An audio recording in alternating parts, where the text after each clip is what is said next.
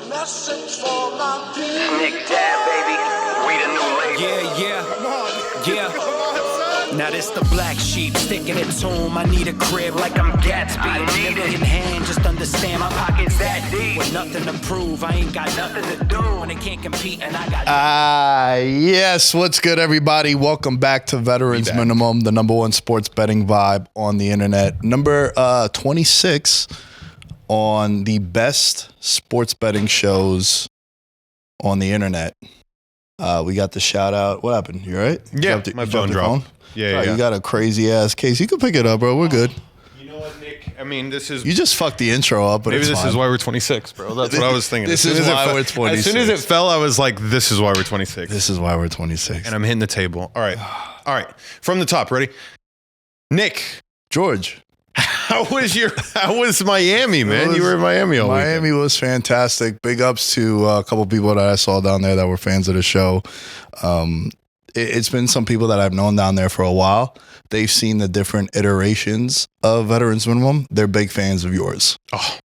Even though I'm big fans of them. you're going viral right now. Oh, yeah. I am. You're going viral. Shout out to Rory McIlroy for winning the Masters. Rory McIlroy.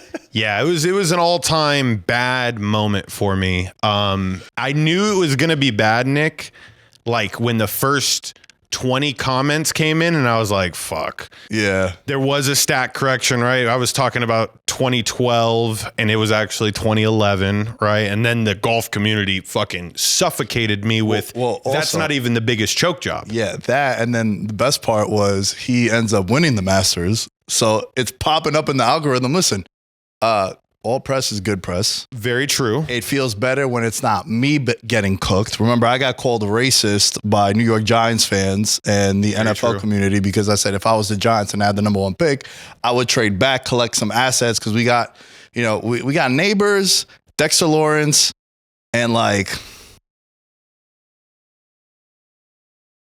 That's about it that I would want to continue to build with. So I was like, trade out of that pick. Correct. Collect assets because you're not a quarterback away. Mm-mm. And then maybe we go get an Arch next year. Everyone was like, you're racist. You don't like Shador Sanders or Cam Ward. I was like, no, I like my team winning. Yeah. That'd be nice. Yep. And we can't do that right now. So...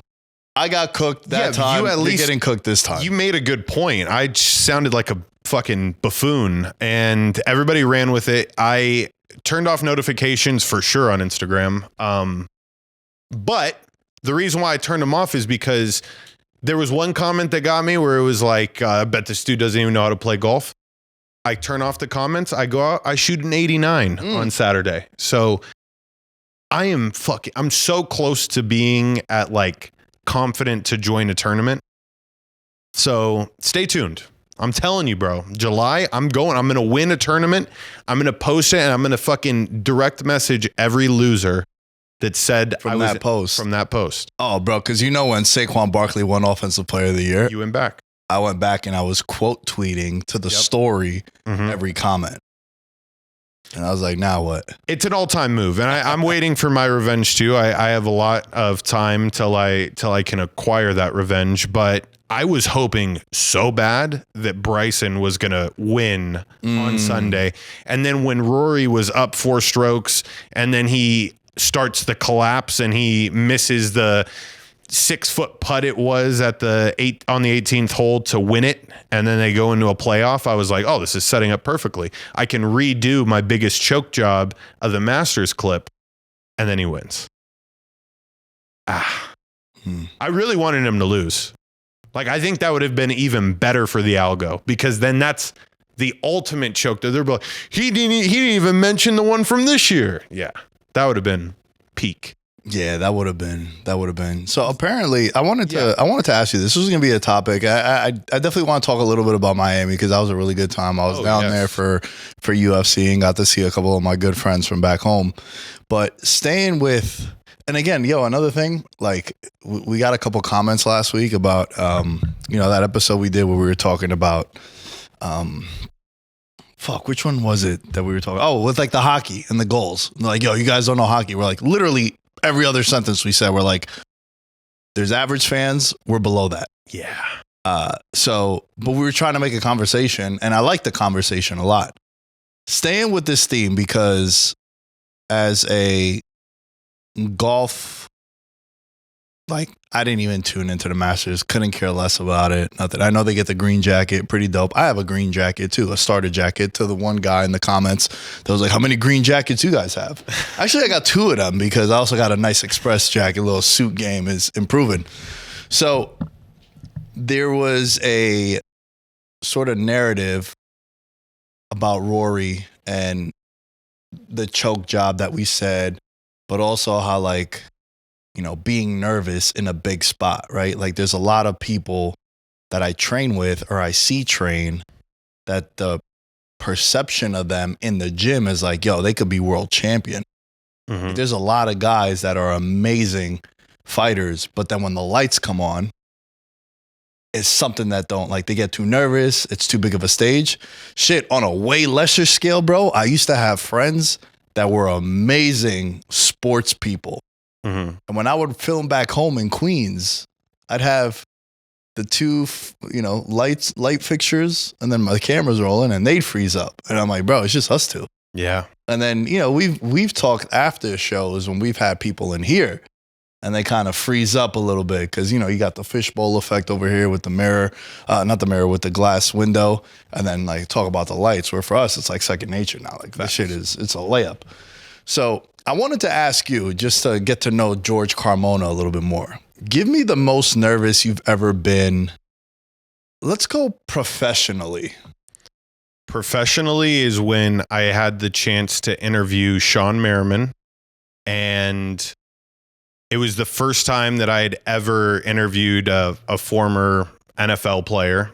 And I remember doing probably the max amount of research any human being could do before a show. And just feeling like, by the way, Sean Merriman, I mean, if you ever get the chance to meet him in person, people, enormous. Like, I always say football players that play at the professional level have some of the biggest heads you've ever seen, which shocks me that you weren't in the NFL, because you got a big dome piece, you know what I mean? But I also think it's because this man has literally his bread and butter was smashing people's heads in. So it was like the intimidation factor right off the bat. On, like, I'm putting him on a couch that was like leather, right? So you're always thinking about, like, the appearance of, like, how the show's going to come out. And we had this leather couch, which it's a bad feel for, like, an hour and a half long. You're going to be sitting down on a couch, he peeled off at the end of it. So I was nervous about that. And then, bro, literally 3 questions in, completely threw out every note and question that I was going to ask him, and we just shot the shit for an hour and a half. That was by far the most nervous I've ever been professionally, because I knew how big of a moment that was for me in my career. Because, like, fuck if people liked it right now. It's like, I want to be able to look back on it in 20 years and be like, did you show up or did you not show up? And that was the biggest moment for me. What about you? Man, I like that story a lot. For me, I would say, man, there's so many as you were talking, because I didn't even think about interviews, honestly. I thought about, like, the act of producing and setting up pods. I wasn't nervous at all with Stephen A, because, being in here, I had forgot that he had said that he'd do the show, and my approach was just, I'm not going to ask him about sports takes. Because, like, bro, honestly, I'm pretty stubborn, dude. Like, I don't listen to people's sports takes. People don't believe this. I watch a lot of, Red Zone, and when I put on games, my TV is muted. On Xbox, you could actually play music or a podcast behind it. Yep. And that's how, I don't have cable, so that's how I watch football. Baller. So I like making my own opinions and my own facts. Do I read articles? Yeah, so I can understand, like, your DVOA against the tight end. Like, yeah, I don't know that stuff, like the analytics. There's a lot of great sources that you could go to. But as far as, like, takes, I just knew I wasn't going to ask him, like, who do you think is going to win the Super Bowl? Or who do you think is going to win the NBA? I was like, I don't care about that. I want to hear about you as, like, a human being, as a father, which he doesn't speak about often. Give me some free game for the media space. So I wasn't nervous for that. I think the first time I really got nervous was when the first show I ever did for Cam and Mace. Because he made it very clear what the goals were and what he wanted. And like, you know, I woke up 15 minutes before the show aired to make sure that I actually published it because I was nervous. I was like, yo, my luck, the schedule shit isn't going to go off. And then it's going to be a whole nightmare. It for the wrong day, right? You schedule it for a day in advance. I've done that shit before too, bro. I've done that so many times. The episode's out. Oh, it'll be out tomorrow. Bro, I've done that so many times and I catch myself because, and you know this when you guys upload on YouTube, right? For the people that don't do this like as a career or don't do this often, if you upload it at 10 p.m. on, April 14th, it's going to schedule for the next day. Yeah. However, if you upload it at 12:30 in the morning, it schedules for the next day. So at 10 p.m., it'll schedule for the 15th of April. Yeah. At 12:30, it schedules for the 16th. Yep. And dude, there's been a couple of times where like, did I schedule it right? And there was one time I woke up at like 4:30 because Darce woke me up, and then I went and I caught it. I just had a weird like feeling in my stomach. Bro, Darce knew. So for me, I would say that was the one professionally, when and then also like when I was getting the tour of the studio when I first moved out here, I was kind of nervous they were going to figure out that I didn't know what the fuck was going on. The jig was up. The jig was up. Yeah. I'll be completely honest with you. It's a lot easier to say this now. It's how I like to lead that I dropped out of college because things worked out for me. I didn't know how to do fucking anything in there, bro. I remember I was having meetings with this dude, Jordan, who used to run the studio, and then this kid, Cole, and they were telling me about all the equipment. And after they sent me pictures of everything in the studio, I just remember going to YouTube and like understanding a couple of things. So I was able to be like, bro, the Black Magic switcher, industry standard. Of course I know it. I didn't know shit. Throw a little lingo in there, bro. A little bit of that. I remember Brian was showing me all the controls in there, and I just hit, I was like, oh, that's preview and cut, right? He's like, good job, bro. You do know this. I was like, yeah. Come on. Yeah. Lie, don't cheated, and fill steal, the people baby. in on that our job is literally clicking 4 buttons, Nick, because then everybody's going to want to do it. Yeah. That's our job. Yo, listen, bro. I talk about this all the time. I don't think what we do is work at all. No. When I think of work, I think of labor work. Fucking mechanics, blue collar shit. Being from New York City, for me, it's like, I can't tell my friends that I'm tired at work. They're gonna be like, what, sitting in a fucking $7 million studio and it's air conditioned and shit. Tired? Yeah, and you get to chill with Cameron and Mace. Like, oh man, you must be so miserable, dude. My one friend Danny fucking drills holes into the center of the fucking planet and he's putting up light fixtures and all this shit. It's like, to me, it's not work, right? Yeah. So I had to fake the funk a little bit. That's a ripe time to feel like absolutely nervous. I remember feeling that way when I would do PowerPoint presentations in high school on a project that I definitely did no research on, but I had some bullet points and I knew I was able to, connect the dots as I was going, make the class laugh a little bit, and we just keep it pushing. Get a C. C's get degrees. That's what my mantra was. Similar. That's a very similar, and also like, I know the answer to this because we spoke about this, but when you do interviews with people, what's like your approach for the people to understand? Like how much research do you do? Because I'll be honest with you, I like natural reactions. Yes. So I don't come in completely blind. Correct. I do bullet points. Yeah. There's like 3-4 talking points I want to hit on. And from there, I like finding where the conversation is going to go. For sure. How about you? I am a big fan of getting like a solid base understanding going on their socials and seeing who they are as of recent. And then I always am trying to find questions that like they have not answered before.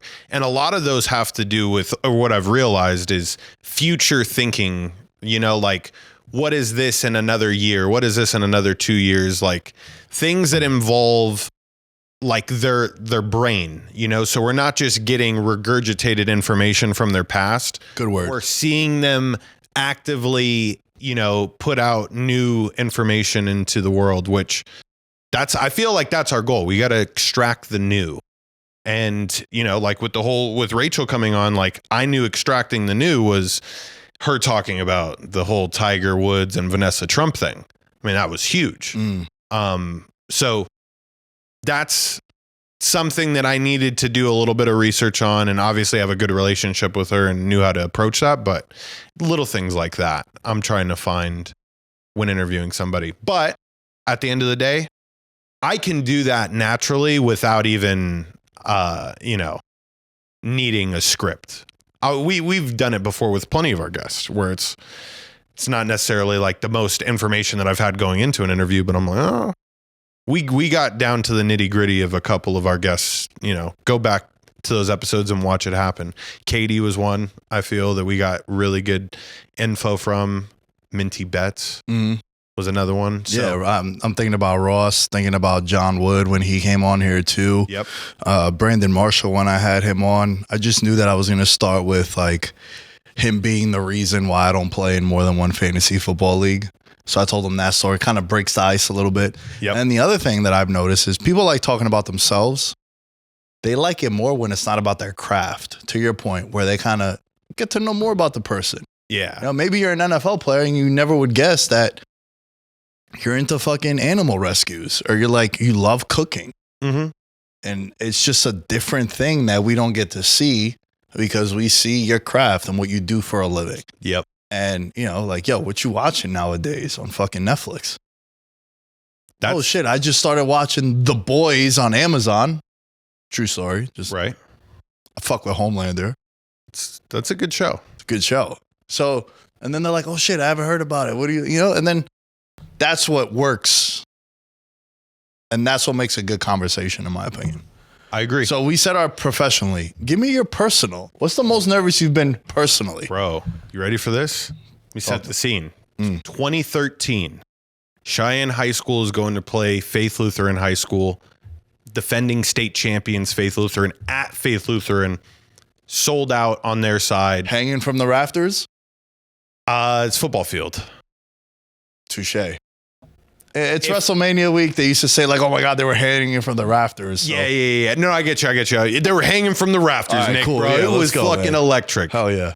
Double overtime. We are on defense. We've already scored. They have just scored a touchdown, and they need a 2-point conversion to win or kick a field goal to tie, and we go into triple overtime, right? Or actually, no, I think they needed to go for 2 because it was double. So they called a play, and there was a false start penalty. So it moved from the 3-yard line to the 1-yard line. Mind you, I'm the middle linebacker of the defense. All they need is 1 yard to score to beat us, a team that didn't even make the playoffs the year before, was not supposed to be in this ball game at all. They get the chance to move up because of the false start penalty. They call a timeout. Coming back out of that timeout, like I literally can close my eyes and envision it right now, bro. Like the fucking crowd was on their feet, electric. We're going down to the 1 yard line and it's fucking mano a mano. Who's gonna win the ball game? And then, your boy makes the stop in the hole and pause. I won us that game in double overtime. But the nerves leading up to that moment, coming out of that timeout and lining up, it was peak. Like, you can't fuck up now. Like, this is put up or shut up time. And I put up. Yeah. Yeah. Damn, that's a good one, bro. Because, I'm thinking about how, last week we talked about the choke jobs and, how much of that is you being nervous. But I'm talking about, initially going into something. Mm-hmm. I think nerves are good. Nerves tell me that you actually give a fuck about what it is you're about to do. Mm-hmm. When people try to play it too cool and nonchalant, and I'm a very nonchalant person, but when people play it too cool, they're like, I ain't nervous. Like, really? Do you not care that if you're going to be successful or do well in this thing? Yep. There's a different, the adrenaline rush and the excitement you might have, but to not be nervous at all about what your performance might be, that's kind of a red flag for me. Mm-hmm. You know what I mean? Like, yeah, you've lost it. When I did the jiu-jitsu tournament, I was nervous to not get embarrassed in 30 seconds, which I almost did when I got the rear naked choke hit on me. You was about to end. I'm glad you were nervous though. Yeah, but that's a good thing. Like, it's not. It shows that you give a fuck. To me, when you tell me like, "Yo, I'm nervous, bro," yeah, that's cool. I'm not gonna shit on you and make fun of you. It's like, no, it's human. It's a human nature. I need to see it. I need to feel it. You know, and it's good because I think that also is a great way to break the ice with people. Like, I think just showing your humility and not being like you're saying, like kind of arrogant, you know, like your shit don't stink type of guy. People are more open to listening to people that are like a little more on the, hey, this is kind of wild side, right? Like are you as nervous as I am? Like, you're more apt to trust and follow those type of people as opposed to overly confident, you know? At least that's the way I feel. No, I think there's some truth to that because I feel like I gravitate to people that are a mixture of both. Like, I think there's a fine line. Yes. So that's kind of where I live at. You have to. By the way, this is all explaining some of my favorite reality TV show games like Big Brother and Survivor. It's all the same shit. As soon as you are the most arrogant person in the house or on the island, get them the fuck out of here. So those shows go prove our point exactly. Yeah, but then if you're too soft and passive, then they also give you the boot. Or they might keep you around because everybody is aware that you're the beta and you're not going to win. So let's just keep moving you along because you're easy. So you also don't want to be too soft. Yeah. Again, find that happy medium there. For me personally, bro, I think when I was in college, that was the first time that I left home, like legit, you know? And I was nervous because I didn't know how I was. I'm pretty easygoing. Like, my whole life I've been that way. I make friends easy. I don't really shy away from conversations. I'm pretty open to all people. But it was weird to leave like my element in New York City to go to Buffalo. And I just didn't know, like, man, am I dope and cool because I'm in New York, or can it translate? So I think that was when I was nervous. And then right away, like a weekend, I was like, I'm going to be all right. Yeah, I'm going to be fine. Because then, you know, a lot of people asked me when I moved to Vegas, like if I was nervous. I was like, nah, not one bit. And I think that's one of the reasons why, because I had dealt with it before. It happened to me before. And then when I came out here, I really came out here to make money and to network and to keep building everything that I've been doing. So like, I came out here with a purpose and like a hyper focus. Whereas I also came out here when I was 31. If I came out here when I was 21, way different Nick Dais you'd be meeting right now. Yeah. Knowing how I was back then. And like, you know, I never really indulged. I mean, I've never done any kind of drugs. I like to drink. I partied selectively, but more so like promoting and making money. But I love to gamble then. Like, I mean, like gamble. Now I bet. I used to gamble, bro. If I would make $500 a week, I was gambling fucking $490. Like, I was living on the edge. So if I lived out here, then way different person. My perspective would be different. So I think that personally, that was the first time that I felt really, really nervous. And it brings me into this conversation I also wanted to have with you. And I like when it's the off season because we get spend more time to really get to know one another. And also the audience could actually get to learn more about us. Over the weekend at UFC in Miami, I was down there. Shouts to Eric and Boss. We were all down there, and it was cool. Like, you know, not living in New York anymore, I basically see my friends like 2-3 times a year, if that, right? So we all went down there, and Alexander Volkanovski won the UFC featherweight title again. He beat Diego Lopez, a unanimous decision. But he said something really interesting at the end. And you know, Volkanovski is the owner of my favorite quote of all time. Hit me with it. And anytime I feel like I'm going through the motions or like I feel like I'm getting the B word burned out, which I hate using the B word, but like Has it ever happened to you, bro, where someone tells you something and your mood just completely changes and you're like, yo, you know what? I could have done without that. Like, you could have kept that one to yourself.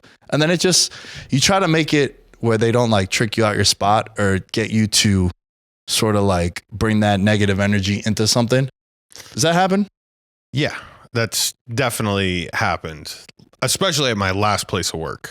Yeah. It happened a lot where, like, you're referring to just like the negativity trickling into other things in your life. Yeah. Yeah. I mean, and like, good. Yeah. I want you to finish off what you were saying. Because one of my biggest pet peeves is when you're having a bad day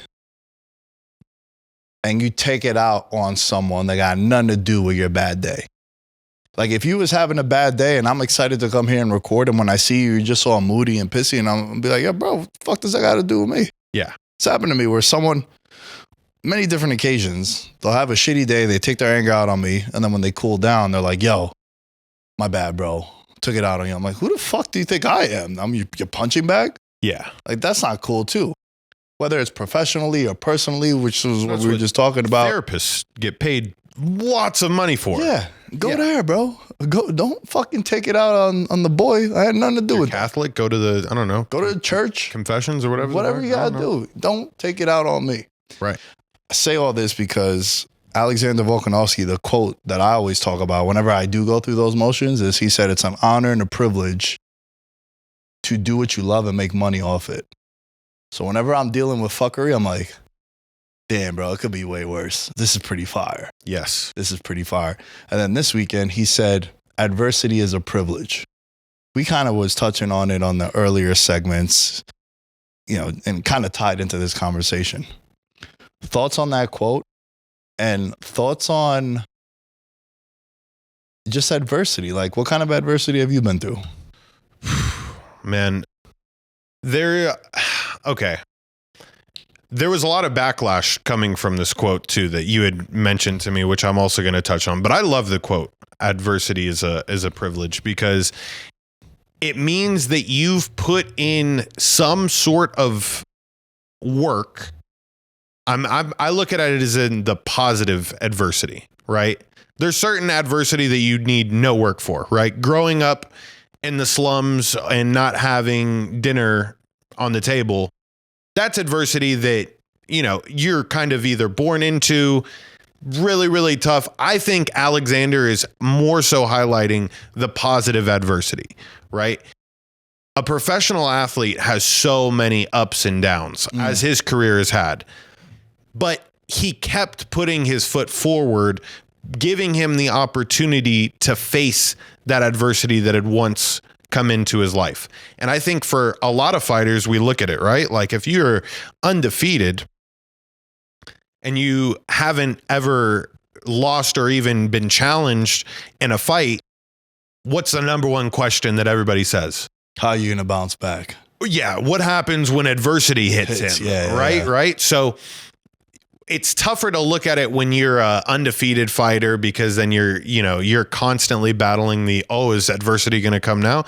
But when you're a person that's lost, people aren't expecting you to win. I think there was a good amount of people that were in Miami that were, wondering, all right, is Volk on his last legs here? Or is this what we're going to see as his exit?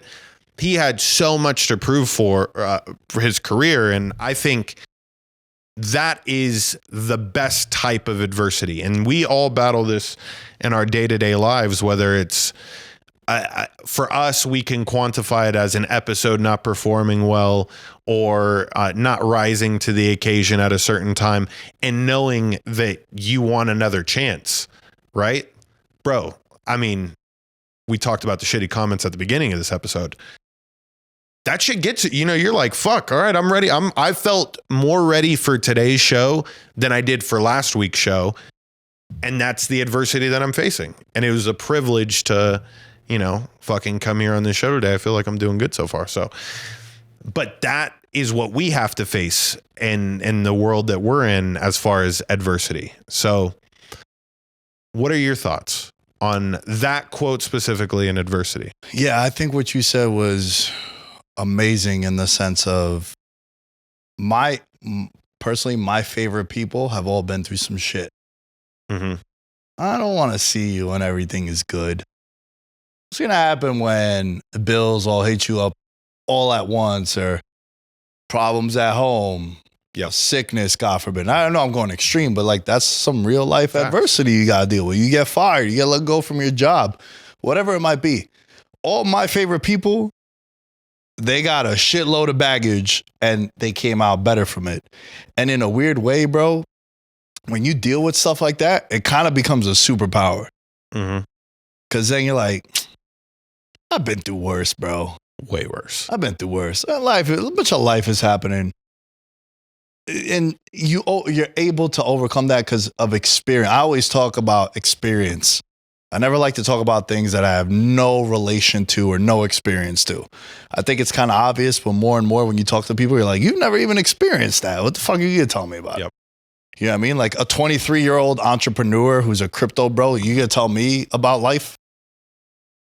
Sound like an old head now. Right. I'm just saying, like, yeah, if you want to tell me about your craft, cool. But don't tell me how I'm living and shit and like what I'm doing wrong. Yeah. You know what I mean? Like, bro, I had a good friend of mine during the pandemic when like the vaccines and shit were going around. He's like, yo, you got to take this for your health and your well-being. And I was like, you do cocaine 4 days a week. Who the fuck are you to be a health doctor and telling me what my living conditions is bad? That's wild. Wow, right? No adversity for that person. Very true. I think it's great when shit goes south for you and you overcome it. Man, when you're going through it, bro, and I've been through it where I lost $50,000 of my own money that I had saved up. $25,000 was my hard-earned money when I'm making $400 a week. Think about that, $400 a week. I was making like $25K a year. So the fact that I even saved that money, and then I got money from my grandma's will so I could get this food truck, and then we lost it. It's like, bro, when I think of it, I'm like, man, I've been through some shit. I've been through a lot.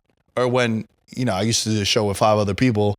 When the show split up and I took over Veterans Minimum, the amount of comments that were like, man, you don't got Tim, you don't got Joe, you don't got like, this shit ain't gonna work. And my favorite compliment now has been from people that stop listening to the show and then they'll check in on me and see like how, they're like, bro. Crazy. Quiet, good, 10-8. Yeah. You got it. But again, it's the adversity. Yes. And to me, I think it's really important, man, whether it's life, athletics, betting, right? Like there's been times where like I'm up $3,000-$4,000 on this crazy run and then I start betting more and then I lose it. Mm-hmm. It's like, you know, overcoming that. But when you do it and it happens to you often, you realize like how much stronger you are as a person when you go through some shit like that. Because the people that don't deal with adversity at all and everything is sunshine and rainbows, they get a paper cut. They fucking got to go to the emergency room. Facts. So to me, adversity is a privilege. I love that quote. I loved his original quote that he had mentioned. And it's true. Like when you do overcome that and you just got to weather the storm, could be a day, it could be a month, it could be a year. But bro, you come out like such a fucking gangster after. Yeah. There's numerous things that had rolled through my head as you were talking about. Like, I feel one of the biggest pieces of adversity, and you can really tell in people that haven't had a relative or a close friend pass away. Or like, you know, in recent years, you know, I was 7 years old when I saw like my grandpa passed away. And then like, it's been like every 3 to 4 years, you know, we're on a kind of a good streak right now where like somebody major is passing away. And then you have like a person that goes until they're like 20 years old and somebody finally passes away and like it crumbles them. That's a real, like we're saying, the extreme cases here. But that one I feel is the most real. Like it helps put so much life into perspective. And like the adversities that person had to go through, and you start looking at the way that they lived their life, and it really helps shape your mind as to what type of adversity you want to face when you get to be in a similar situation that they were in. So, yeah, I thought about. Thought about the sad one there, Nick. Nah, bro. Listen, I mean, look, There's so many different kinds. We didn't have this on the menu, but the wide receiver from LSU took his life over the weekend. Oof. Kieran Lacy died of suicide. Yeah. What kind of adversity was that dude going through? And for you to get to that stage, right? And we've talked about it in the past, the guy that got me into Brazilian Jiu-Jitsu and changed my life. Because I just think of, and I know I'm kind of going all over the place, but just bear with me, catch what I'm saying before I go. Mm-hmm. I love Vegas so much, like way more than I ever thought I'd love Vegas. A lot of that has to do with me doing jiu-jitsu and the people that I've met at the gym that make me not miss home, bro. Like I don't miss home at all. I miss the people back home. Don't get me wrong. But I found what I had at home in New York here, like the camaraderie, the brotherhood, the family element to like friends and the bettering one another. I don't get that if I don't train jiu-jitsu when I'm back home with Sergio Da Silva, who ended up taking his life like this wide receiver did. Yep. And it happens a lot, man. It happens a lot. I remember I was talking to a professional therapist / doctor who came on the show shortly after Sergio had took his life. And she was saying how, we recorded for an hour. Seven guys have taken their life. Like every 7 minutes, a dude kills himself. Right. And this kid, 24 years old, was going to be a top, first or second round pick in the draft. The pedigree of LSU wide receiver. We talk about like, if you're an LSU wide receiver, Ohio State wide receiver, you're going to be on someone's fantasy team at some point. Like the dude's going to be a stud. Right. And this is the heartbreaking, tragic side of when you can't and the adversity feels too overwhelming where you think this is the only option. And you said something about like, losing a loved one is the ultimate adversity. Bro, I still haven't recovered from that shit. Yeah. I was the last person he spoke to on the phone. I think it's also like, I was not in high school yet when my grandfather passed away, who I'm named after. So like, yeah, it hurt, but it wasn't like I wasn't mature enough to see it now. And people handle things differently when it comes to that. But at least for me, I don't know what's going to happen the day my parents go. It's life. It's going to happen, right? Mm-hmm. I don't know how I'm going to react. I might be a completely different person after that happens. Yeah. I never know. So that's adversity that when you do get hit with it, you don't have the answer to it until you, again, what I said before, experience it. Facts. This is good. Yeah, this was a interesting conversation, man. We should send that to Volk. Get him to cheer up a little bit. He's got time. He's gonna be on a beach somewhere. Yeah, he should be, man. Hats off to him. He broke the curse of fighters under 170 pounds, 35 years and older. He's the first guy to win a championship. Wow. It's been a big curse, like the 170 and lower. Because in MMA, the smaller the weight class, the quicker your career plummets. Mm-hmm. Whereas if you're like a 185 or higher, you've seen guys like Alex Pereira's 38, 39. Daniel Cormier was in his 40s. Stipe was in his 40s. You see guys like in their 40s still winning. Glover Teixeira. Mm-hmm. So it's more likely because, the power is the last thing to go, and that's like a neutralizer that you could have. But yeah, Volk killed it, man. Miami was a really good time. Prior to moving to Vegas and starting a life out here, I felt like Miami was the only other place I would ever want to live in before moving to Vegas. That's a great idea and plan. I mean, I think anywhere in Florida, bro, you're set. I will have a place in Florida eventually. I have to. Yeah, bro, especially you, like you come from a Cuban background, like that shit it's everywhere down there. It's great. Shout out to A Street Latinas. You know what I'm saying? Great golf courses. Come on, what else can we Scenery, eye candy. Oh, tremendous. Perfect nightlife. Perfect. Yeah, it was a good time, man. I love Miami. Okay. I want to move on to, we'll save this one betting scandal. I kind of want to get into the NBA, but we'll save that for another time. Perfect. Let's go ahead and do Patreon while we're here. Patreon.com/Veterans Minimum. Thank you all for your contributions to the Patreon. We have the following members here. We are at 69 current paid members. We have 184 members of the Patreon. Mahul Patel, Thomas Robinson, Abel Rezin, Ben Coetzee, and Christopher Velasquez, Derek Platees, Devin Rendon, Dylan Chadwick, Jerry Shapiro, Jordan Riley, Mike Stevens, Nick Crummich, and Nicholas Messina. Thank you all for your contributions. Patreon.com/veterans minimum. $1. $1 is all we ask for a month. And you guys can help us grow, man.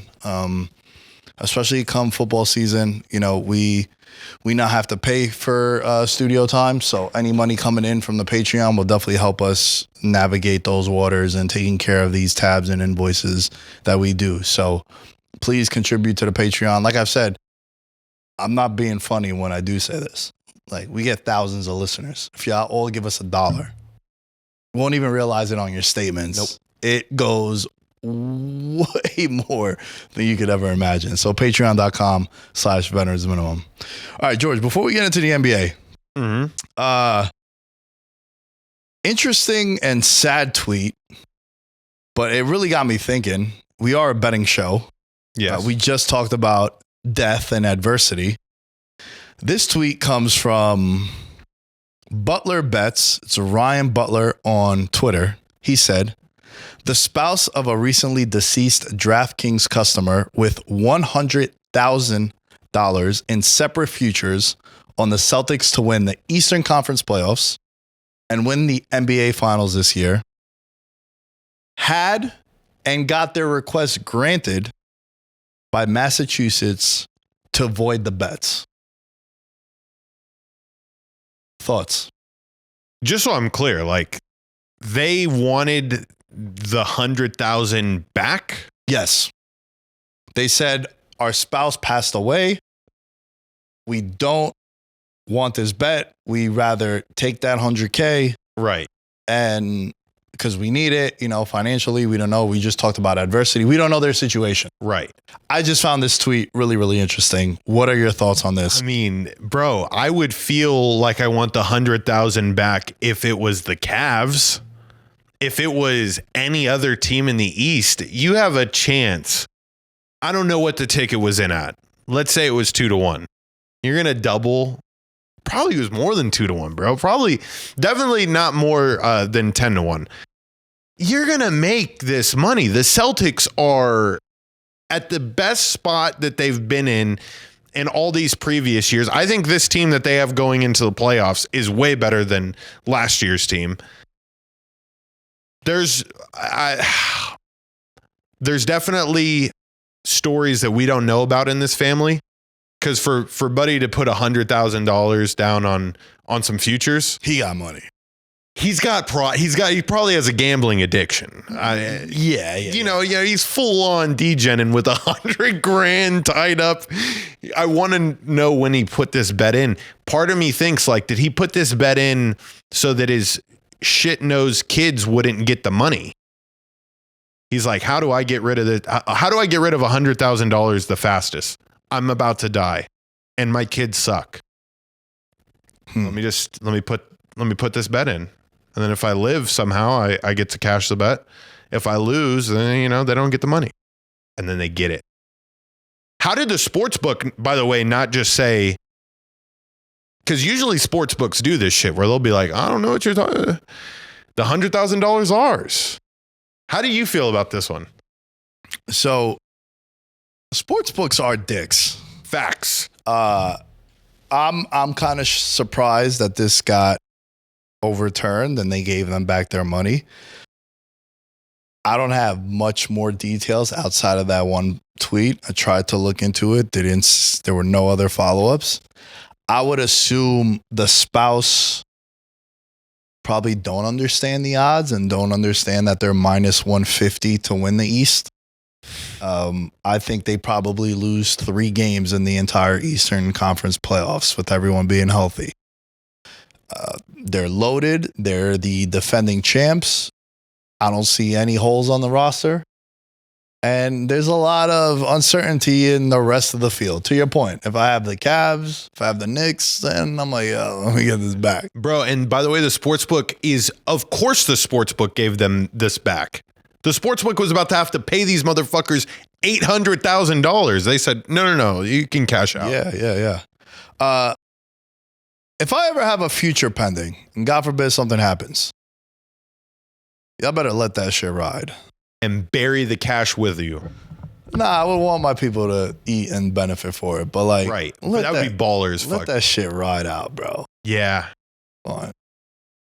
I would we got like your tombstone, dude. Like if it cashes out, like you're not getting just the tombstone, you know, like the nameplate. You'd be getting the fucking, you're buried outside. You got the whole little chapel. Maybe I put a sports book inside where your body's buried. I just think that for me, I would let that shit ride, bro. No cash out. You know how we feel. We're taking it to the grave, literally. Yes. 3 condom betting. We're not cashing out. Gotta let it ride. But I would assume that they probably, again, I don't know, and I don't want to come off as ignorant, but like, I don't know their financial status. I think to your point, for someone to be making that kind of a large bet, I think I would make it minus 300 that they're well off. Yes. For you to be wagering that kind of money. This isn't me putting $100,000 down where it's my entire life savings and bankroll. Not bankroll. I wish it was my bankroll, but I'm just saying. Right. If you found out that like, yo, I have $100,000 bet pending, you'd be like, what the fuck is going on? How much money do you really make? Start pocket watching, number one. Thanks. And number two, you'd be like, do you need to call the collect number at the bottom, the 1-800 Gamblers Anonymous? Because there's some issues there. Let it ride for the culture, man.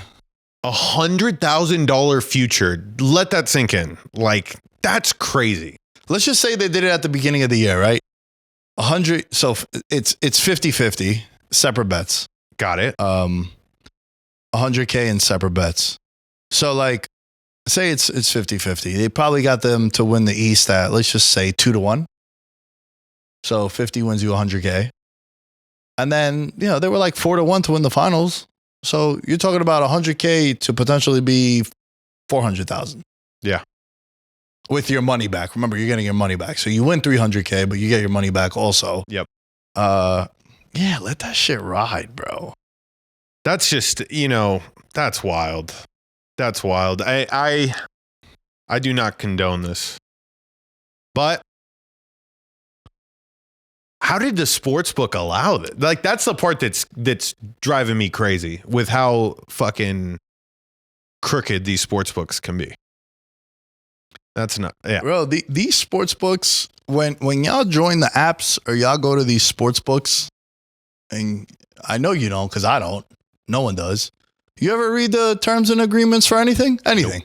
Nope. What do? You just check the box so you can continue to the next thing you need to put information in? Yeah, it gets in the way. I've told the story when DeMar Hamlin had that incident and they canceled that game, the Bills and Bengals game. There were sports books out here in Vegas that did not allow you to cash in win totals for the entire AFC East or the AFC North because the total division needs to play 17 games each. So if you had like a Ravens 10.5 and they had crushed it, you couldn't cash it in. It got voided. One sportsbook was like, yeah, it's a loss. It's in the little writing up there. You go over to the win. This is little writing, the house rules and regulations. You ain't seeing that shit, bro. You ain't reading the terms and conditions for anything. No. That's why, you know how much information of ours they have? Just because I'm not trying to sit there and fucking read 73 things I got to scroll through, bro. Yeah.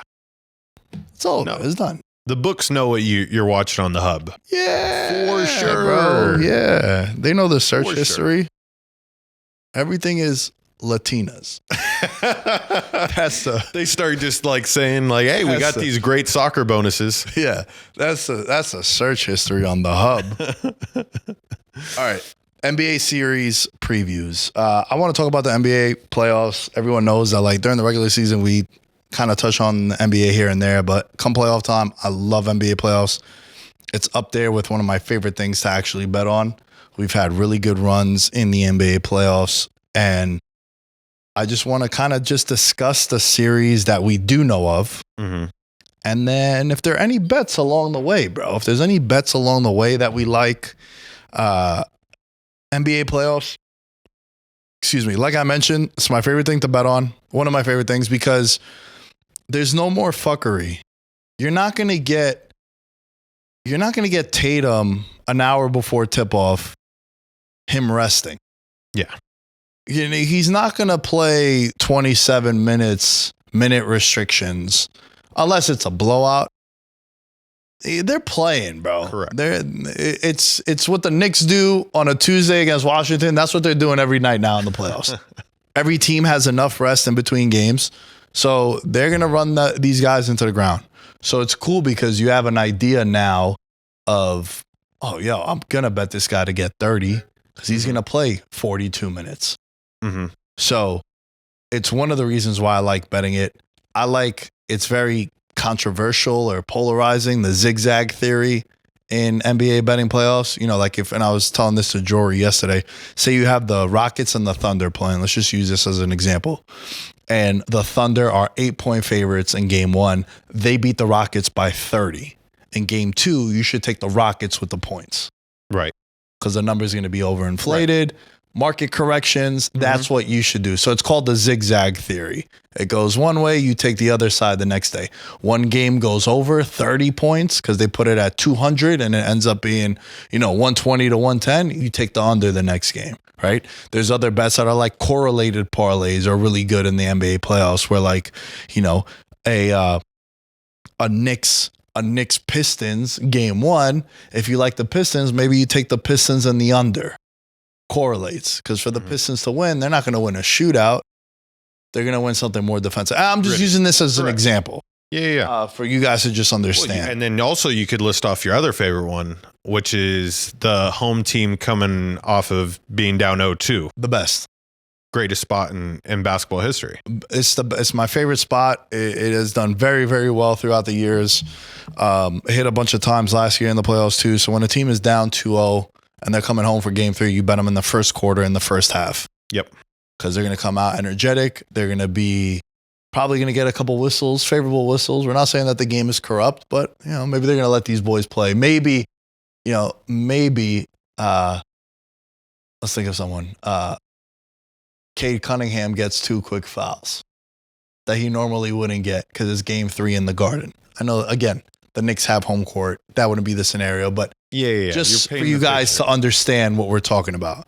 The Lakers are up 2-0. They go back to Minnesota, and they already have no depth, and Hachimura gets 2 fouls in the first 4 minutes. Now he got to sit. Yep. Or Luka gets teed up for a couple nights ago, he got thrown out of a game because he was heckling a fan, and the ref thought he was heckling him. He teed him up, threw him out the game against the Thunder. And that game was essentially a pick'em at the time when it happened in the second half, and it was like 107-106, and he got thrown out. He's like, yo, I'm yelling at the fan. It's like, nah, but you yelled in my direction. So, couple spots that I'm discussing and talking about. Yes. Now, in the NBA playoffs, what's really interesting is the matchups. Mm-hmm. The matchups, it's why the Pacers were a bad matchup for the Knicks last year. It's why a lot of people are on the Pistons being a bad matchup against the Knicks. Look, the Pistons this year were 3-1 against New York. They won both games in the Garden against New York. They are the most heavily wagered underdog to win a series in the playoffs right now. Correct. Most popular from a ticket standpoint. There is one from a betting standpoint, money-wise, that is more popular and getting more action. We'll get to them in just a little bit. But can I give you another rule of thumb when it comes to betting NBA playoffs? More so in the NBA. I like this. We're laying out the rules before we get going. Yeah. And the other thing that I really like in the NBA playoffs, it's kind of similar how I tell you NFL playoffs. I'm like, let's just take the better quarterback. Mm-hmm. Long run, it's gonna work. Think about the Super Bowl this year. The better quarterbacks in each conference ended up getting there. Yes. I'll say yes to keep the point moving on. Yeah, but Stafford probably. I was like, Listen, yeah, for sure. Okay. But in basketball, star player? If I'm looking at the 5-on-5, mm-hmm. I've told you the 5-5-5 thing where like it's game 5, 2-2 series, game 5, down 5, 5 minutes left. Who's the 5? There's a couple of teams that I love the starting 5. I love the Knicks starting 5. Mm-hmm. The Knicks starting 5 that they could put out there when it's crunch time, it's Brunson, it's OG, it's Towns, it's Hart, and it's Mikal Bridges. I like that. Now, are we going to get to those scenarios with no depth, right? Again, Tibbs is going to play just 7 guys, 6.5 guys, right? So I like the starting 5s. Do I have the best player in the series? It's why I took the Mavericks last year. I remember one of the best calls, man. I was so proud of that call, even though it didn't work out. The fact that they went to the finals and in the West, they just steamrolled everyone, because that was not even steamrolled, but they pretty much got through the West rather comfortably. It's like, yo, you're gonna bet on Luka. Luka's gonna have those 40-point outings, and then Kyrie was balling also, so he had a sidekick. And to me, it's, am I gonna have the best player in the series? And that's kind of my breakdown within all of these. So I want to ask you this one. Mm-hmm. Looking at the East right now. Yes.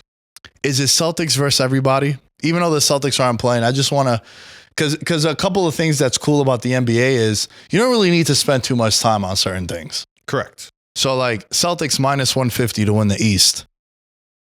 Is it Let's sign it up. Let's sign it up. I think the Cavs might take us 6. Like I'll give the Cavs 2 games at home. I think Donovan Mitchell, like I'm praying to God it's not game 1, because I think then that would have me ultimately worried that it could shift the other direction. But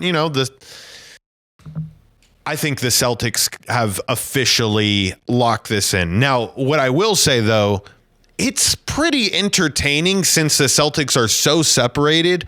Who is emerging as the new true number 2 in the East? Is it the Cavs?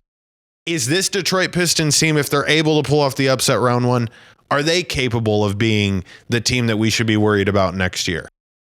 I think the 2 teams that we can ultimately eliminate, that they are no longer in contention of winning an Eastern Conference title in the next 5 years, is a series that's going to happen round 1 with the Pacers and the Bucks. I don't see any world in which either one of these teams can, 1, make a run this year, or 2, not fire a coach or lose a superstar if things don't go well in this first series. So those are the 2 teams that I would say I'm not interested in watching at all. How worried are you for this Knicks Pacers or Knicks Pistons series? I never would have guessed that a team that has Giannis would be a team I would have preferred to play. Based on what I just told you, how if you have the best player in the series, I give you an edge. Mm-hmm. But this Pistons team is scrappy. Yes. Detroit is going to be buzzing when they go in there. And look, they beat the Knicks 3-1 this year. And that matters too. Now, you do need to take it with a grain of salt. You need to go and check, where it was something we talked about last year, how like I think Minnesota was 3-1 against Dallas, but Luka didn't play one game, Kyrie didn't play the other game. So it's like, well, yeah, now they're going to be playing, right? So it's important when you see a lot of these things in the NBA playoffs. So they'll be like, oh, this team is 4-0 against this team. Well, LeBron and Luka didn't play in all those games. Well, that's why they were 4-0. Right. Or this guy wasn't playing, or this guy got ejected, or whatever it might be. You really need to go back to the box score and see who was playing, especially nowadays in the NBA where guys are sitting left and right all the time, which is why I said I love betting on NBA playoffs. So you got to really look into that stuff and go back and see, all right, Pistons, Knicks, when they played each other this year, was everyone healthy? Was everyone available? If they all were, this is a very telling tale. Now, I wonder if the experience of the Knicks is going to play into this. It's going to be in the Garden, which is a very difficult place for teams to go play, even though the Pistons won twice in MSG. I think that for this particular series, as a Knicks fan, I want 1 or 2 things to happen. If the Knicks do lose this series, they got to fire Tibbs. I think they've hit their ceiling with him. Mm-hmm. We've kind of said the same thing if we cross over to the NFL, what the Bills have done with McDermott. Yeah. And that's my biggest hesitation why I haven't already fired off on them to win the Super Bowl. Because I'm like, I feel like the ceiling with him is an AFC title game, which is great. As a Giants and you as a Saints fan, you'd like a NFC title appearance. But I think that that's the ceiling. And I think with Tibbs and what he does to them in the regular season, I think the ceiling for this team is a second round playoff appearance where you're going to run into the Celtics this year if you do get there, or you run into the Cavs and you're just going to be overmatched. Yeah. So they fire Tibbs if they don't win this series, and you go and you get Mike Malone. Shout out to Queens. Shout out to Astoria. A guy with championship pedigree. A guy who unjustifiably so got fired. Yeah. I mean, yeah, right? Like, no debate. Got fired fucking 7 games before the playoffs started. Nuts. That's what, if the Knicks do crash out, which I don't think so. Look, they're minus 400 to win the series. I know they're very trendy and popular, but I think the Knicks can win this series in 6 games. Yeah, the only matchup that I'm really highlighting in this is going to be, how do the Pistons slow down Karl Anthony Towns? And if Cat gets into foul trouble early, who comes off the bench? Are you going to go with Achua? Are you going to go with Mitchell Robinson? Like, I'm more concerned about the bigs side of this matchup. I think the guards are going to take care of business. I think it's going to be a great series. I don't see a world in which this doesn't go 6. But the line says otherwise. And I definitely think if you are a fan of the Pistons now, I saw them at plus 360, like, hop on it now. Because if that game 1 is close, that line drops to minus 120 for the Knicks. Well, that's if Pistons end up winning that game 1. You mean? Correct. Yeah.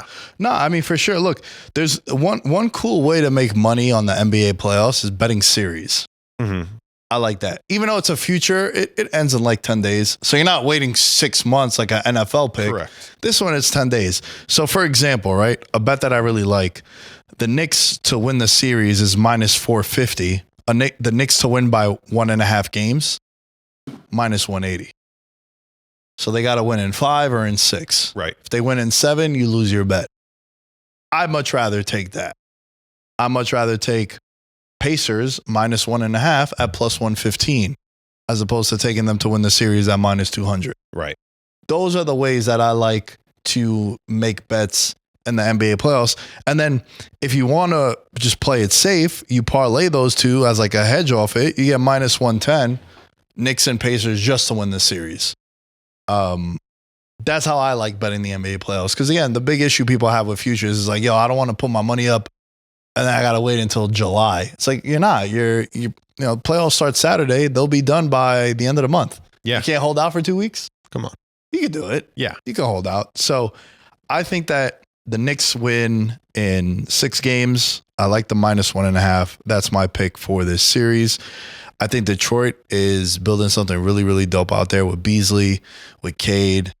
Isaiah Stewart checks all the boxes for a Piston, like bad boy Piston. And Cade has really emerged, bro. Not comeback player of the year, most improved. The Thompson brothers, they got one of the Thompson, even though the better one is on Houston. Jalen Duren, Dennis Schroeder got over there. They got the experience. Yeah, that's the player that I was like, coming off the bench could make a serious impact in this series. Just being a fresh body on Brunson to kind of mix it up. Like he's legit, bro, and he's been in plenty of playoff series. I'm glad you brought up Isaiah Stewart and roughing it up. Over under on the amount of fights that we see in this series. No, I don't think, because remember, you don't also want to get suspended, right? But I do think that the Knicks, I was telling Jory this, we were talking about it yesterday, they're kind of a finesse soft team. I saw Karl Anthony Towns tap on the floor because he got rear naked choked. They're not really this isn't a Knicks team that the city really gets behind traditionally. Now, again, catch what I'm saying before I go. They're winning and they have a lot of talent.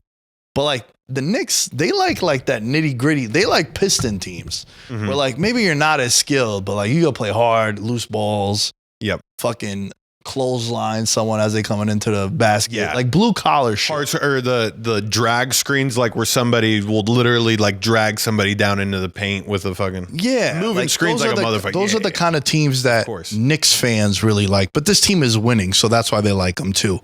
But I don't think you're gonna see that because there's a lot on the line, man. And he's someone that could punk people, and he's done it. So. Yeah, I don't think, to answer your question though, I don't think that he's gonna be ejected or anything, but or suspended. It'd be dumb for him. No, I think the tensions will rise in a big time situation, and I will see. I think tempers will flare in this series.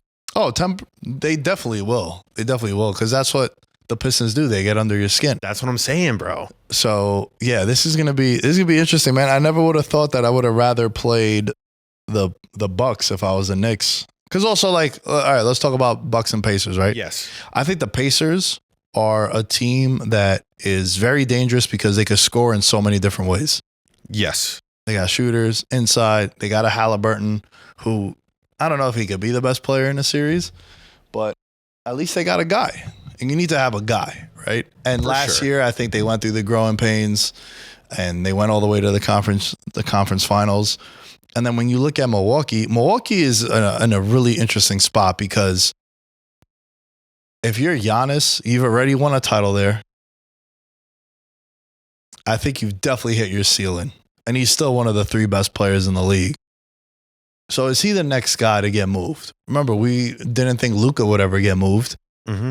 And Giannis actually won there. So if Giannis was to force his way out or leave Milwaukee, at least Milwaukee fans can't boo him and hate on him because he delivered for you. It's not a Jimmy Butler situation. It's not a Luka situation. Well, Luka situation, we've never seen anything like it. But he got traded because of whatever the fuck is happening over there. We still don't know the answers. But I think with Giannis, I think Giannis does not end his career in Milwaukee. And I think it happens more recent than not, because the Dame thing, whether it was the personal stuff with Dame Lillard and the divorce he was going through and the family issues, and then also like his contract is getting crazy and it hasn't lived up to the hype because he's in and out the lineup being hurt.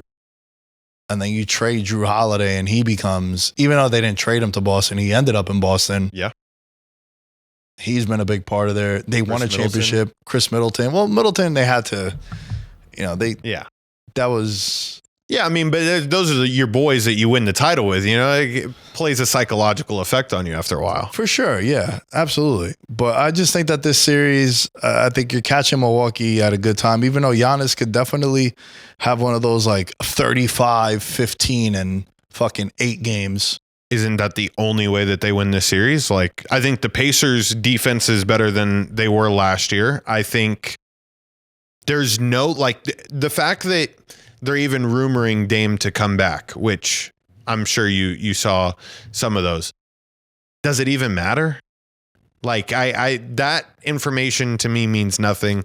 I think the Pacers kind of boat race him this year, and this is going to be the end of the Giannis run. I'm in complete agreement with you on this. Yeah, you know what's cool? Don't forget, like, these two teams, they got some beef. Remember, Halliburton was tapping the wrist last year in the NBA Cup. And then they had the issue with Giannis. He had the career high. I think it was like 63 or 64 points in the game ball thing when they were going at it. Yep. I think we even made it a segment on the show. These teams have played each other 19 times in the last year and a half. That is the most of any matchup in the NBA. The Pacers went 4-1 in 5 meetings last year, and then they beat them 4-2 in the first round. But then this year, things flipped. Bucks took 3 out of 4. And one of them was recently where Halliburton had a 4-point play, like at the buzzer. So Giannis could definitely have one of those like crazy runs, like a Dirk. Dirk 2011, probably the best individual run anyone's ever been on. Knocked out the Blazers, the Lakers, the Thunder. Yeah. And then knocked out the Miami Heat. That's what it would have to take. But I think for me, it's Indiana in 6. Yeah. And it's crazy you say Dirk because like you think about him and his stature and they like kind of could play similar, but Giannis is, I mean, to say that he hasn't evolved his game wouldn't be true. I think he does realize you can't just be an attack first slasher all the time when you are the key player. Like you got to be willing, you have to be able to hit shots, not just be willing, but we need to see that from him. Like that was the thing that separates Dirk and him. Dirk was able to hit the fadeaway jumper, create separation based on his ability to shoot, and teams leave Giannis open. Like that's, we'll have to see, Nick. Maybe he does it. This series to me though, dud. Everybody in the East sucks. The Celtics, you said they lose 3 games on the road to the finals. Let's make it 2. Only 2. To the Cavs. Make it an interesting Eastern Conference Finals. Yeah. Look, it's shaping up that way, right? It's definitely shaping up that way. Let's go to the West. I don't think there's a better team, and shouts to Cam. Cam's been talking about this for a couple months now. Like, watch out for the Clippers.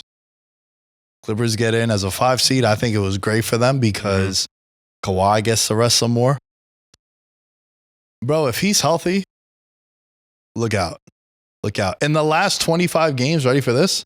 Number 1 in defense and offense in the NBA. Ooh. Talk about a team that is peaking right now.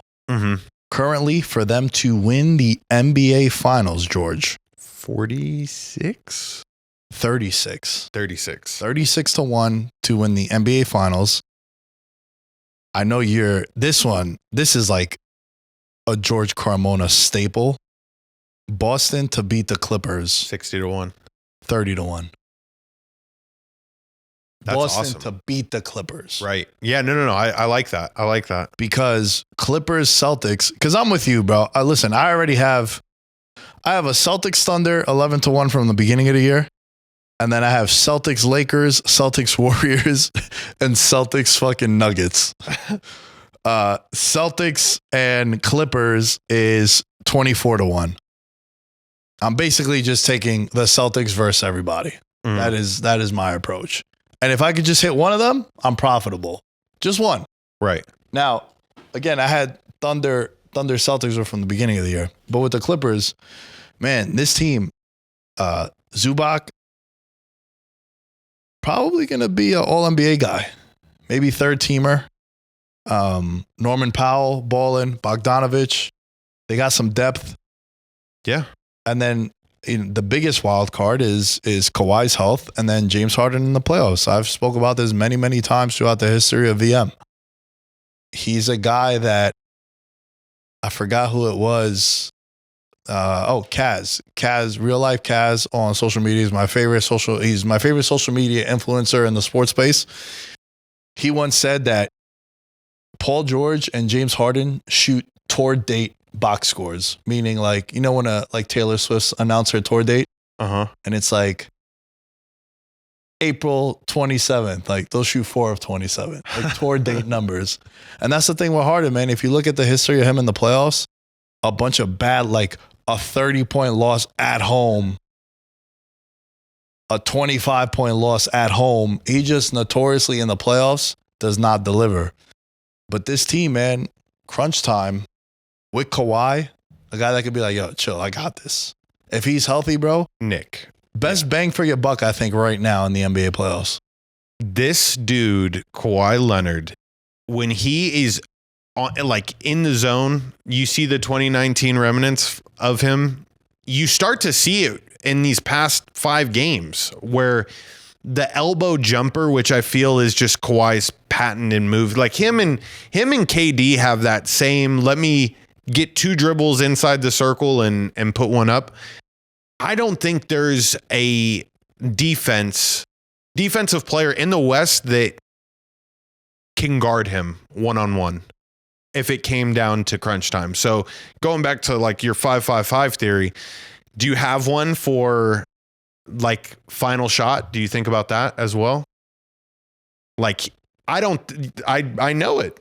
I don't think there's anybody else in the West right now that would be able to hold him in a game-winning situation. You just have to hope he falters like how he did against the Warriors to beat him in regulation. They ended up beating him in overtime to get the playoff spot. But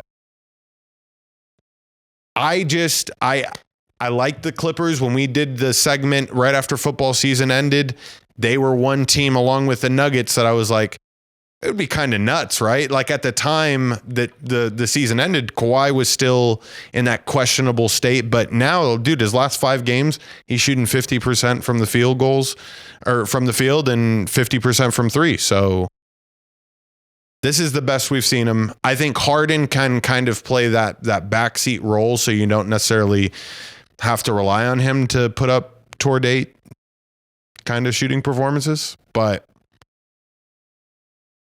the Nuggets are my favorite kind of underdog story right now.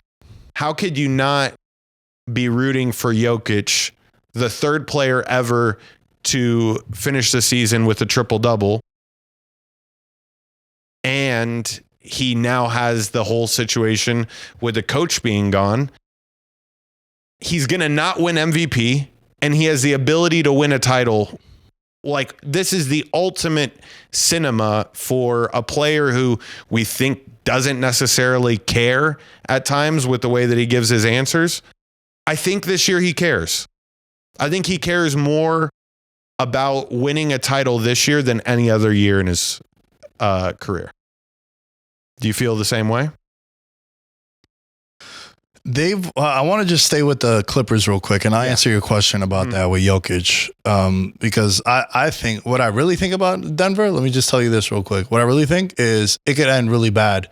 If Murray's not healthy and he's not playing at the level that we've seen him play, they have no chance, not in this series or just moving forward at all. And then I think they could be a casualty of like, yo, we got to blow it up. I'm not saying they're going to get rid of Joker, but everybody else might be a fire sale. They just got rid of their coach fucking 10 days ago. Yeah. Right? So they have a lot of pressure because if they crash out in the first round, and they're playing a team that's won 8 straight games coming into this, and they've won 11 of their last 12. And even further back, bro, since March 12th, they've lost 2 games. They've lost to Oklahoma City by 2, and then they lost to Cleveland by 5. And I'd have to go check if Kawhi played in those games, but they are buzzing and they are on fire right now as a team who is making a lot of noise. And bro, they have depth, and they have the one guy that could take over a series. And then the wild card, James Harden. You bring up a good point about James Harden, because all the times that he's crashed out in the playoffs, he's been the alpha. He's had to be Batman. Now he could be Robin. Mm-hmm. So how is he in this scenario, in this situation? They pick their spots well. Like that, the way the Clippers team played against the Warriors a few nights ago, I don't know if there's a more efficient offense when they're all humming. Like they're killers. And I get what you're saying about Murray. I definitely do. Can I tell you a bet I fucking love right now? Hit me with it. This is my favorite bet, I think, of the playoffs. The Clippers to make the Western Conference Finals is plus 800. Clippers to make the Western Conference Finals is plus 800. They play the Nuggets, and if they win that, they play the Thunder. I really like this number a lot. Yeah. I like it a lot. And all they got to do is make the conference finals. You don't even need them to win it. I'm just saying, there's a sports book that I'm looking at. I'm not going to mention who because they're not a sponsor of the show, so no cheap plug. But you could bet basically teams to advance to what point. Interesting. And there'd be another one that I think would be really interesting if they didn't have to play Boston in the second round. It's the Pistons. Pistons 35-1 to make the conference finals. They're a dog to the Knicks, big dog to the Knicks. Think about what the Pacers did last year. Yeah. You think it's not possible? They're an example. I just think Boston is so good. I think Boston has earned the right to just coast. Yeah. Until now. Now it's like, Cavs, that was cute. Tibbs, that was cute. Thunder, great. SGA, you're the best. But like, nah, this is why we was kind of doing what we were doing all season until now. What game is it that they get absolutely waxed by 40 points and it's the wake-up call? That's what we're looking for when we're talking about the Celtics. I don't think it happens. I don't think it happens either, but I know that in recent history, there has been that one game where it's like, all right, hey, boys, you got to... Maybe it's not... Maybe they don't get beat by 40. They're down by 35 in the third quarter type shit. I'm just saying that's the only thing that you're looking for when it comes to them. I mean, there are a lot of blowouts in the playoffs too. I remember when I first moved to Vegas, I think it was the most 20-point wins in NBA playoff history. It was just every night it was like, oh, this team's down by 30. They win by 21. Well, yeah, and then it coincided with hockey playoffs going on, and like hockey playoffs were just banger after banger after banger. So I want to wrap this show with predictions. Going Pacers in 6, Knicks in 6, Clippers to win the series, and Lakers in 5. If you parlay those 4 teams to just win the series, plus 500. Wow. If you take them all to win by 1.5 games, except for the Clippers, because the Clippers are plus 105 to win the series, you get 14 to 1. So they have to win by 1.5 games. It's the Pacers, the Knicks, and the Lakers. And then the Clippers just to win the series, 13 to 1. It's a hell of a play. Jesus. Yeah, I mean, Clippers at plus money right now, I like. Give me the Clippers. Clippers in 7. We didn't touch on the Lakers series. I mean, we did not, no. I mean, that's like the most interesting one. I feel the Clippers one's interesting. This is going to be primetime television, as it is Saturday night. How do you feel about that series? Bro, I think Ant might fucking spank the King. There's a bit of me that knows that the Lakers are so overmatched when it comes to defense. Like that Timberwolves team last year, they were built to face the Nuggets with their length and the way that they ate up the floor. They're just a nightmare of a team to play. And I think Ant is going to have 3 games where he puts up 35 plus and lets a motherfucker know that he should not be messed around with. And if he dethrones Luka and the King, it adds to the aura and the legacy. I'm rooting for that, especially after what he was telling Obama in that documentary about the Olympics this past year. It's just fitting. It's all we said it last year with the whole Jordan, comparison. Everyone was freaking out, trying to figure out if he actually was one of Jordan's kids. That was a real thing. Nah, yeah, I remember that. He went on a run, bro, and like, who knows? Maybe, you know what this could turn out to be? Even though he's a way better player than Jimmy Butler, this could be like a playoff Ant-Man, playoff Jimmy. Again, way better player than Jimmy Butler, but I think Jimmy Butler is the kind of guy that when it comes to playoff time, he elevates. And I think Anthony Edwards showed that last year. Look, they split the series this year 2-2. But the one thing with the Lakers that is really interesting, they get Luka, obviously, and now the role players are starting to gel to and that play. type of, they're playing well too, right? Finney Smith, Gabe Vincent. We mentioned Hachimura. And like, dare I say, Austin Reeves, the best third guy in the playoffs? Like, if you look at big threes, right? That's an interesting take. Is there not a better one? Like, bro, he could go and get 30. Yeah. I'd be gassing Michael Porter Jr. the fuck up. Oh, do not. No. They don't even have a big 2 right now with Jamal Murray. I know, but I'm just saying, that would be my... I just think it's crazy that it's even a conversation, but he's been balling. Correct. And you're going to have LeBron. LeBron and Luka alone, they're going to go fucking ballistic. Mm-hmm. And then remember how in the Super Bowl I said in the Super Bowl it's the other guys is like my biggest X factor? Bro, there's guys get nicknamed games after them. Remember Kelly Olynyk went crazy in that one game that year? Yep. And then he signed like a crazy ass contract in the offseason. Like there's these dudes that they have that one moment, and it just Deuce McBride last year in the playoffs. He had a heat check. He had like 20 and a half. Yep. So this is why it's the other guys. And I'm not saying Austin Reeves is another guy. He's part of this big three for them, but it's the Gabe Vincents of the world. It's the Deuce McBrides.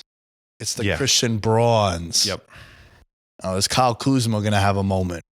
That's what helps you get to the next level come playoff time. So, yeah, I think the Lakers, though, they know what it is right now, and I think they take care of them in 5. I think they win the first 2 in LA, lose game 3, win game 4, and then close it out in 5. Remember, Luka dominated them last year in the playoffs. I get it. That's why I was about to say, bro. There was like 2 jokes that I had for this series that I had written down. One, it's fucking comical that the technical foul restriction that Anthony Edwards hit gets rescinded for the playoffs. Pretty dope. Presidential election or presidential, what do they call that when? Oh, pardon. Pardon, yeah. This is no different than pardoning somebody. And then the other one was like, bro, Rudy Gobert, nightmares. Rudy Gobert's got nightmares coming into this series. Oh, yeah. Like, I would be fucking practicing my defensive slides if I was closing out, playing tight.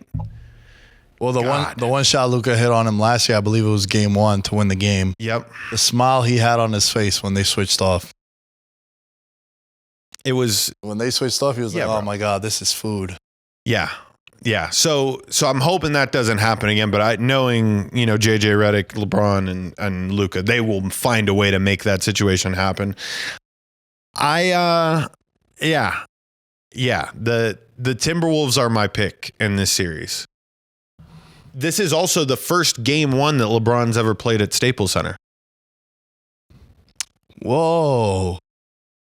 All the other, he's never had home court advantage with the Lakers. Or when he did, I think they were in the bubble. Yeah. And so it technically wasn't it. So it's a big moment. Hopefully he doesn't falter. Because I think if the Timberwolves are going to take this series, you got to take one. You got to take one, and you have to, really dictate the flow of the game. And I think if you allow LeBron and Luka to get into their rhythm and kind of milk the clock, they're not a high-paced offense.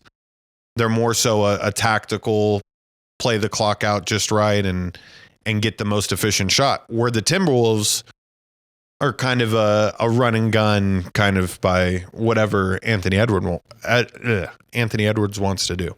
So I got the T-Wolves and the Clippers, both plus money. Parlay them. Those are my picks for the West. Okay. I think the most compelling playing game is definitely Memphis and Golden State, especially the history of these two teams with each other. There's a lot of animosity between them two. That we're finally going to get to see Jimmy Butler now, playoff Jimmy with Golden State. And this is a team that went 23-7 in games Jimmy Butler played with them.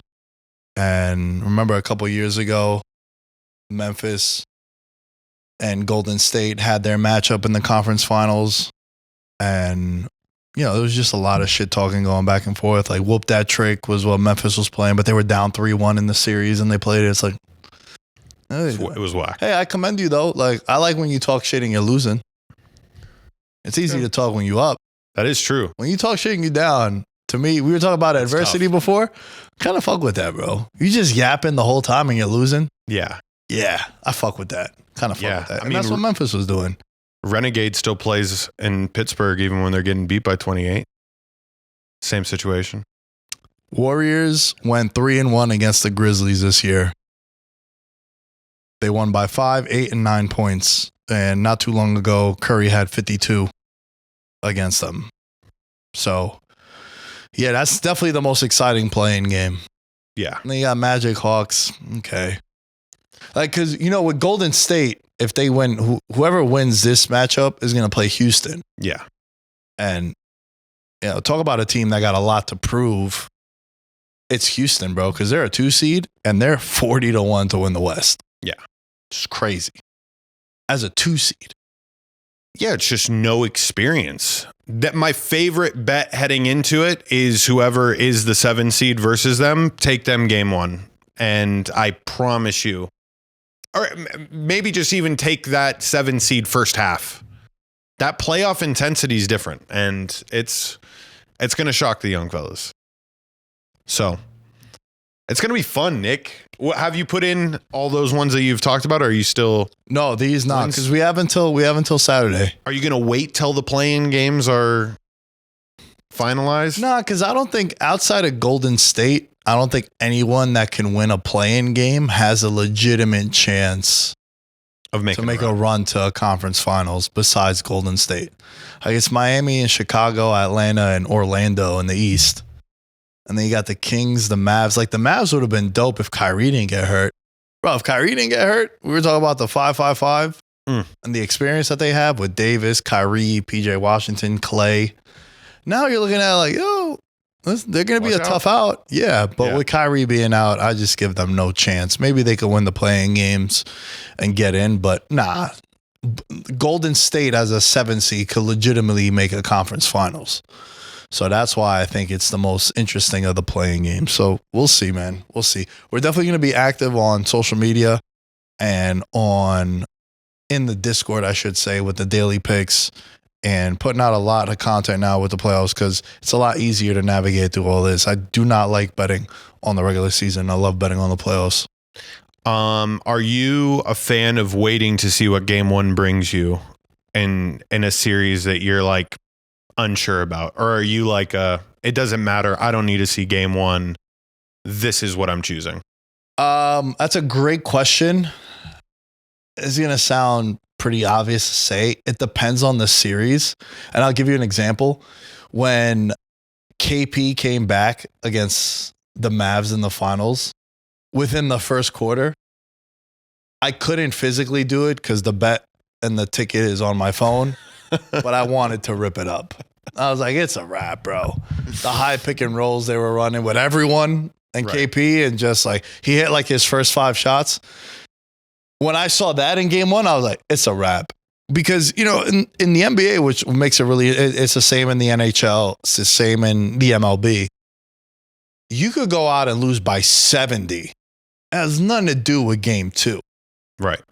So that's what makes a series interesting, right? It's not like March Madness where if you don't got it that day, you're going to get upset by a 14 seed. Or in the NFL, if, you start with 3 and outs, you're down 17 points, it's a wrap. Mm-hmm. Whereas NBA, MLB, NHL, like there's been so many series. I've seen the Rangers when I was like super into hockey. They'd win a game in 3 overtimes and then they lose the next game and it's 1-1 now. You're like, oh, well, so much for that.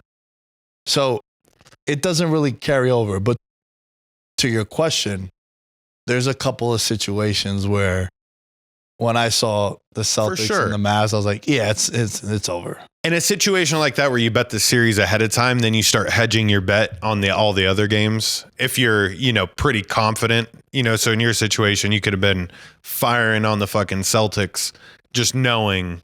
Well, so that was what I ended up not doing it because I had Mavericks and Celtics at plus 900 to be the finals at the start of the playoffs, right? Which will probably fire off on Celtics Clippers 23-1 for right now at the start of the playoffs. But the reason why I didn't make that bet, I would have bet the Celtics minus 1.5 games in the finals because they were like a 3-1 favorite. They were like minus 130, minus 140. That's a better lay than minus 300 to hedge off my NBA finals ticket. But I had won the matchup. So I'm like, it's house money. Just let it ride. I was hoping Dallas wins game 1 because then I could bet Boston maybe at minus 140 to win the series. But yeah, when you bet a series, when you bet a future, it's not cash out options that you also have. You have hedging spots that you could take. Mm-hmm. So that's why it's good to make those bets. Bro, if people didn't take fucking valuable knowledge from this episode. Yeah, I mean, bro, what are we doing? Nah, I appreciate it, man, because it's again, it's a spot in a situation where I really do well in. Yeah. And I love betting it too. Because now the games matter. I'm a fan of urgency. That's why it's a big appeal to March Madness, to World Cups, to NFL playoffs, or NFL regular season anyway. It's like, bro, these games matter. It's why these games are so appealing. The players don't give a fuck about the regular season. Why should we? That's become my thing. Until the NBA turns around and they're like, yo, you know what? You know how we're going to stop all this? You got to hit certain metrics in your contracts to get paid the $50 million you want. You got to play 70 games. Figure it out. Yep. Figure it out. Do you want to rest early in the year and then take the risk of injury late? Or do you want to maybe you get to your 70 and then you could just be like, yo, you know what? I'm not playing no more. I'm cool. But the NBA is 100% going to have to do something with their next, whether it's a TV deal, CBA, anything like that. Because what's happening is what happened with Philly. $700 million to 3 players. Not even a play-in. Phoenix. You gotta do something with these contracts. 100%. Yeah. I'm ready for this. Remember, people, just 3 weeks ago, we were crying because there was nothing good to bet on. Think about how awesome the next 3 months are going to be. 2.5 months. Let's make some money. Fire away. Let's make some fucking money. Fire away. All things Veterans Minimum are at Veterans Minimum. Big ups to all the fans, whether on YouTube, Apple, Spotify, following the content on TikTok, Facebook, Twitter, Instagram, everywhere. Make sure you're following us at Veterans Minimum. At Nick Day is 10 as you can find me. George, where can they find you? At Mr. George Carmona is where you can find me, and we'll catch you on the next one. Peace. I'm a gold medalist, bronze like your medal is. So many deer in headlights, but it's bedtime. Hear that supper bell, main course, be the venison. Dab. Most dangerous game. Either kill or be